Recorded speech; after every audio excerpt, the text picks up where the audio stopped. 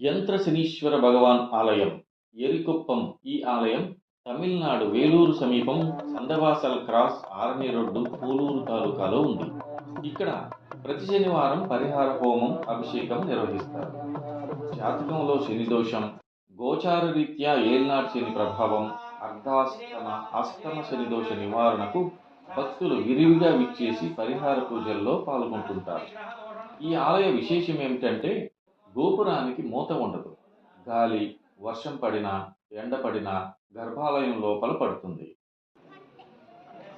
నమశివాయ బీజాక్షరాలతో లక్ష్మీ మంత్రం, సూర్యుడు, చంద్రుడు, వాయసం అంటే కాకి, శని భగవానునికి వాహనం కనుక యంత్రం మీద చెక్కబడి ప్రతిష్ఠించి ఉన్నారు. 6.5 అడుగుల ఎత్తు, 2.5 అడుగుల వెడల్పుతో పద్మపీఠం పైన ప్రతిష్ఠించబడి ఉంది. ఇది సుమారు 500 సంవత్సరాల క్రితం అప్పటి రాజు ఈ యంత్రాన్ని ప్రతిష్ఠించి పూజించినట్లు స్థానికుల కథనం. తదనంతరం పాడుబడి 2003 నుండి పునఃప్రతిష్ఠ జరిగి పూజించడం జరుగుతోంది. మాట్టు పొంగల్ పశువుల పండుగ రోజు 108 కలశాలతో ప్రత్యేక అభిషేకం ఉంటుంది. ప్రతి 2.5 సంవత్సరాలకు ఒకసారి శని పేర్చి ఉత్సవాలు ప్రత్యేకంగా నిర్వహిస్తారు. ఆలయం వెనుక భాస్కర తీర్థం ఉంటుంది. కాళ్ళు చేతులు ప్రక్షాళన చేసుకుని యాగశాలలో హోమంలో పాల్గొంటారు భక్తులు.